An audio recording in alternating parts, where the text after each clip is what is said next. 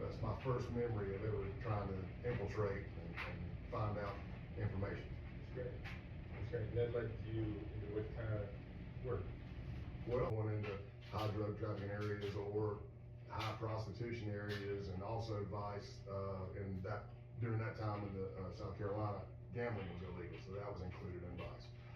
So you start doing that, but then I get certified, and then I start doing street level buys, going down to the corner and buying crack. Like, these idiots are blah blah blah. Like, no, take that out. I'm like, that's still somebody's kid. And that's gotta be one of the most interesting facets of what you did. You end up bonding with these guys who are probably as bad as anyone. Some are, yeah. Yeah, some are. What are your favorite of your success stories? One of my favorites was a female, and we didn't even arrest her, but she was on the cusp. She was in the conspiracy that we were building. But I mean, there's no bitterness. It's like, hey, oh yeah. I mean, Yeah, you too. so this is the thing. I've said this before when I'm talking to people, but I am truly an optimist. I'm truly a glass is half full guy. Every once in a blue moon, I'll have a bad night. And I may cry a bunch, and then I wake up the next day and I'm good to go again. If I was, I laugh now. I'm not gonna let you get out of here. I know, right? You think I'd get wiser, but nah, not so much. My skill set and what I'm able to do and infiltrate. In other words, you're looking at me now. My nickname was Big Country. I'm a country guy from South Carolina, so grew up landscaping and bouncing. I did like 2 weeks at a car wash, and everything. I mean, I worked at GNC. I had a couple of odd jobs, but basically landscaping growing up and bouncing. And is that going to get me in? We did. I ran an undercover operation because in Fort Lauderdale at that time, Broward County, you could drive. We identified maybe like 5 different groups of 20 to 30 people going down to Florida from East Tennessee and southern Eastern Kentucky, once, twice a week. Beat up car, packed in it like a can of sardines. If you and I were driving it, we wouldn't make it 2 blocks, but it made it all the way to it made it all the way to Fort. They had an MRI machine in a semi truck out behind a strip club, gentleman's club, whatever. So in between dances, you can go get your MRI. And then you go in, and they're just trying to dot the I's and cross the T's so they can do it. But you pay $300 to $350 cash. They write your script. The cocktail was always so. It's not good. Crazy. Yeah.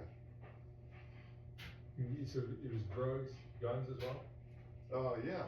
I like, for the most part. I mean, we didn't work at like ATF, but like if I'm working an Aryan Nation case as the case agent, and we get a good intel, we hit a house, maybe you get like 20 guns, 25 cars, several pounds of crystal meth, something like that. And then, yeah, we take the guns off the street. And prostitution and child trafficking too? Yes, I didn't put any of, we're not looking to take down the prostitute. We're taking down the trafficker. Yeah. We're taking down the pimp. That's what we're looking for. Yeah. Is there a lot of that? You were working nationwide? Yeah, nationwide. Yeah. There's a ton of it. And I mean, look at, if there's a big event, WrestleMania coming to town, or Super Bowl, it's gonna spike. College games that are big, it'll spike. They'll bring them in. They'll bring the women and guys in, and even I'm just talking about extremism too. I'm in the group and I'm talking to some guy in South Africa, Canada, Australia, Germany, Norway. They're all in the group too. But yeah, the darkness, it can, but for me personally, as I said earlier, I'm a believer. And what I try to do is I didn't do it well in the beginning, but I surround myself with believers. And we have things called small group or life group, whatever you want to call it. And there's been times where I was getting beat down pretty good, and maybe I couldn't even tell them what I was doing. I could kind of give them an idea, but they'd sit me in a chair in the middle of the room and they'd lay their hands on me and pray for me. I'll say. It's very rare that you show up in uniform and everybody's happy to see you.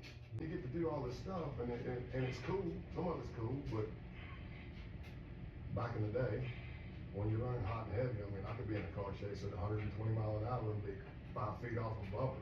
I'm cool, I'm fine, I'm ready. Getting shot at, cool.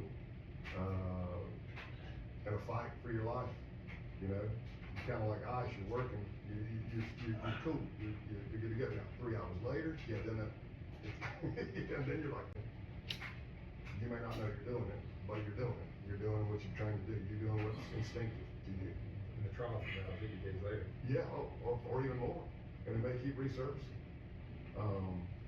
Yeah, I mean, to be an active undercover in the FBI, mandatory psychologically assessed twice a year. It's called the Safeguard Unit. It's under the undercover unit, but Safeguard, which is what it does, what its title is, was created by Joe Stone and Steve Bannon.